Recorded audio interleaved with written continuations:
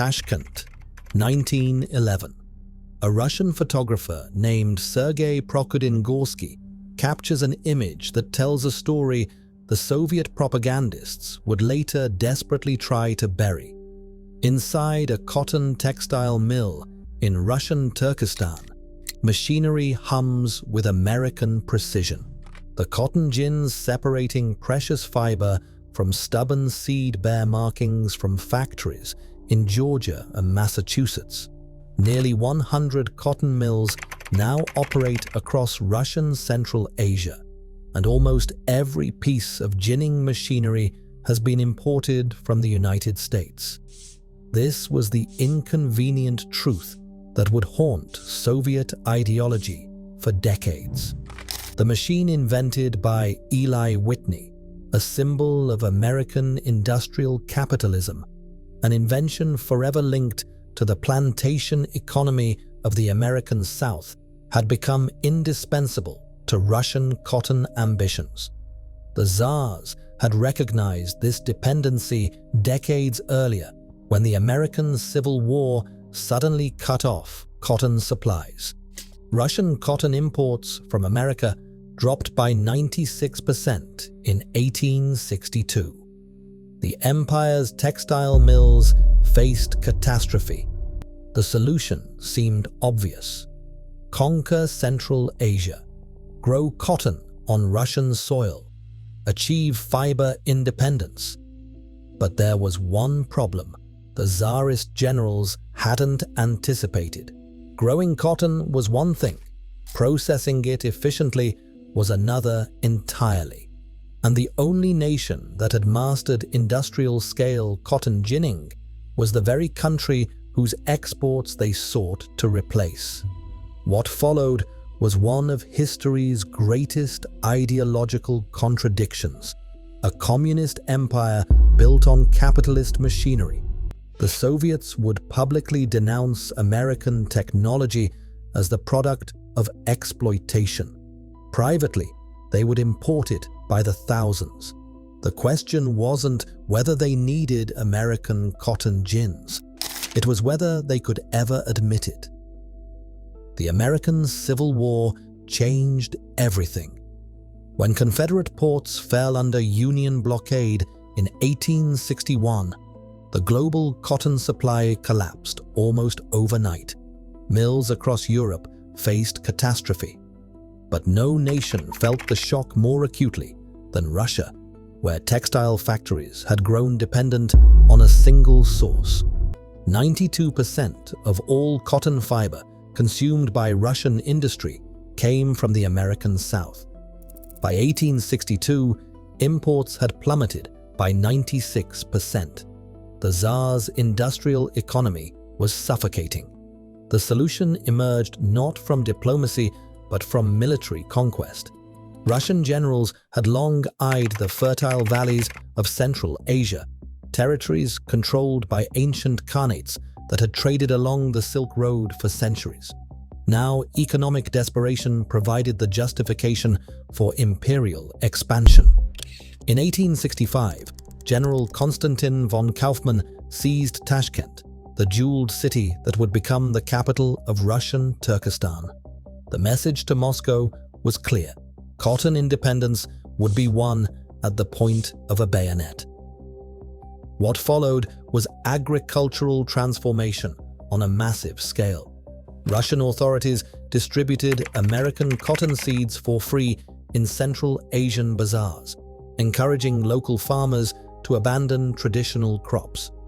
The railroads came next, connecting Samarkand by 1888 and the Fergana Valley by 1899.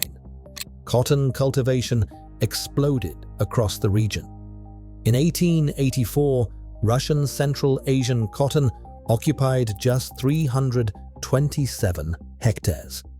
By 1900, that figure had mushroomed to 272,000 hectares.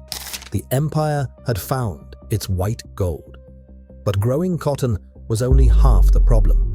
The short staple variety that thrived in Central Asian soil clung stubbornly to its seeds, resisting the primitive hand-cleaning methods that local workers employed. processing bottlenecks threatened to strangle the entire enterprise. Russian engineers searched desperately for a solution. They found it 3,000 miles away, in the factories of Georgia and Massachusetts. The cotton gin that Eli Whitney had patented in 1794 had evolved over a century into sophisticated industrial machinery. American manufacturers had perfected designs that could separate fiber from seed at unprecedented speeds. Russian purchasing agents arrived with imperial treasury funds and began placing orders. By the turn of the century, approximately 100 cotton mills operated across Russian Turkestan. Nearly every piece of ginning machinery bore American markings.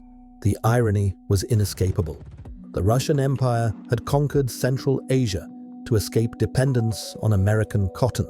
Instead, it had created a new dependency on American machinery. The Tsars had traded one vulnerability for another, and the pattern they established would haunt their Soviet successors for generations to come. The Bolsheviks, who seized power in 1917, inherited more than a revolution. They inherited a contradiction. The cotton infrastructure built by Tsarist imperialism now belonged to a regime that denounced everything it represented. American machinery hummed inside Soviet factories, processing fiber for a workers' state that publicly condemned American capitalism as humanity's greatest evil. Soviet propaganda made no allowances for nuance. Posters depicted bloated capitalists crushing workers beneath their heels. Newspapers thundered against the exploitation inherent in the American system. Party officials delivered speeches celebrating socialism's inevitable triumph over the decadent West. Yet behind closed factory doors, the same officials quietly approved purchase orders for American equipment. The cognitive dissonance was staggering, but ideology could not separate cotton from seed. Lenin himself understood the paradox. He embraced what historians would later call Americanization, adopting Frederick Taylor's scientific management principles and Henry Ford's mass production methods. The father of Soviet communism saw no contradiction in borrowing from capitalism's greatest innovators. As one Soviet journalist observed during the era, "Gods live in heaven and machines live in America." The statement captured something essential about the relationship. America might be politically condemned, but technologically, it remained the promised land. The first 5-year plan, launched in 1928, demanded cotton self-sufficiency with renewed urgency. Central Asia would feed Soviet textile mills without requiring a single foreign import. Stalin's planners drew ambitious targets and imposed brutal quotas, but achieving those targets required machinery that Soviet factories could not produce. American engineers began arriving in Uzbekistan, offering technical assistance on irrigation systems and cotton cultivation. The Stalingrad tractor plant, which opened in 1930 as a symbol of socialist achievement, had been designed by American architects and constructed under American supervision. Soviet workers on collective farms operated equipment whose origins their supervisors carefully obscured. Official histories celebrated indigenous socialist innovation, while American patent numbers remained visible on machine housings. Factory managers learned to deflect questions about foreign markings. The workers building the new world rarely knew they were using blueprints from the old one. Attempts to replicate American cotton gin technology within Soviet factories produced disappointing results. The machines looked similar, but performed poorly. Quality control remained inconsistent. Maintenance proved difficult without American parts and expertise. The command economy could mandate production quotas and mobilize millions of workers. What it could not do was manufacture the accumulated knowledge that made American machinery superior. Socialism's dirty secret sat in plain sight, stamped with the names of Georgia manufacturers. They called it white gold, and Central Asia paid for it in blood. By the 1970s, Uzbekistan alone produced more than 2/3 of all Soviet cotton, transforming the republic into a monoculture economy where every decision, every resource, every human life bent toward a single crop. Moscow's planners demanded ever-increasing quotas, and the Uzbek leadership delivered numbers that seemed to defy agricultural possibility. By 1980, Central Asian production had reached 9 million tons, making the region the world's fourth largest cotton producer. The triumph appeared complete, but the machinery that processed this bounty told a different story. Despite decades of investment, Soviet mechanization of cotton harvesting remained perpetually inadequate. Even into the 1990s, the vast majority of cotton was still picked by hand. Cities would literally empty during harvest season. University students abandoned their studies. Factory workers left their posts. Soldiers traded rifles for burlap sacks. Entire populations were conscripted into the fields, their hands scratched and bloodied from weeks of back-breaking labor. The cotton gin could separate fiber from seed, but no Soviet machine could efficiently pluck that fiber from the plant. The quotas kept rising regardless, and when the harvests inevitably fell short, officials discovered a simpler solution than improving productivity. They simply invented the numbers. Between 1976 and 1983, the Uzbek leadership orchestrated what would become the most notorious fraud in Soviet history. Cotton that existed only on paper was reported as harvested, processed, and delivered. In 1983 alone, officials claimed 981,000 tons of cotton that had never been grown. The central government transferred 757 million rubles to Uzbekistan for this phantom harvest. Of that sum, 286 million rubles vanished into private accounts. The investigation that followed reached the highest levels of Soviet power. Brezhnev's own son-in-law faced accusations of accepting bribes to ignore the corruption. Thousands of party officials across Central Asia were implicated. The scale of the deception stunned even hardened investigators. Pravda published accounts of cotton magnates who lived like feudal lords, bribing superiors with diamonds and sending hired killers after anyone who threatened exposure. The scandal revealed something more damaging than individual corruption. It exposed the fundamental dysfunction of command economics applied to agriculture. Soviet planners could design quotas and punish failures. They could import American machinery and deploy armies of laborers. What they could not do was create the efficiency that made American cotton production a model for the world. The machines worked adequately. The system built around them did not.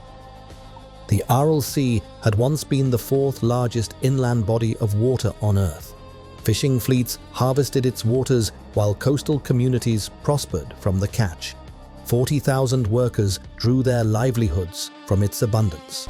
Then the irrigation canals came, diverting the rivers that fed the sea toward endless cotton fields. Soviet scientists understood what would happen. Studies dating back to 1927 had predicted the consequences of massive water withdrawal. Moscow proceeded anyway. The mathematics were brutal.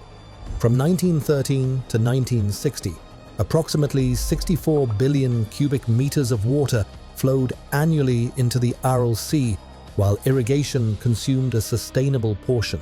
By the mid-1980s, river inflow had collapsed to just 2 to 5 billion cubic meters. The sea began dying in slow motion. Its surface shrank. Its salinity spiked. Fish populations collapsed entirely. By 1987, the Aral had split into two separate bodies of water, each too poisoned to support life. Former fishing ports found themselves stranded in desert. The town of Muinak, once a thriving harbor, now sits 70 kilometers from the retreating shoreline. Rusted hulls of abandoned vessels litter the landscape like mechanical skeletons, monuments to an industry that evaporated alongside the water. The fishing fleet that once employed 30,000 people became a graveyard. Photographers now call it disaster tourism, charging visitors to witness the consequences of cotton ambition. But the dying sea refused to stay buried. Winds began carrying toxic salts from the exposed seabed across impossible distances. Sodium chloride, sodium sulfate, and pesticide residues that had accumulated over decades now rained down on communities 1,000 kilometers away. The poisons reached the fertile Fergana Valley. They contaminated fields in Georgia. Scientists detected Aral salt deposits along the Arctic shore. An entire region's health collapsed. Infant mortality rates surged to the highest in the country. Respiratory diseases, anemia, and cancers proliferated through populations that had never seen the sea they were dying from. In March 1991, the Supreme Soviet officially declared the Aral Sea basin a disaster area. United Nations Secretary-General Ban Ki-moon would later call it one of the planet's worst environmental disasters. The pursuit of cotton self-sufficiency, enabled by American ginning technology and enforced by Soviet quotas, had destroyed an ecosystem that had sustained human civilization for millennia. The cotton gins still functioned. They separated fiber from seed with mechanical precision, exactly as Eli Whitney had envisioned 2 centuries earlier. The technology worked perfectly. Everything built around it had failed catastrophically. The rusted hulls of fishing vessels still sit in the desert that was once the Aral Sea, monuments to an empire that believed it could outperform American capitalism by using American machines. The cotton gins that Eli Whitney's descendants perfected in Georgia factories found their way to collective farms in Uzbekistan, where they processed fiber that would never justify the ecological devastation required to grow it. The Soviets had built their cotton empire on a foundation of ideological contradiction. They denounced American technology as the product of exploitation while importing it by the shipload. They celebrated self-sufficiency while remaining dependent on foreign machinery.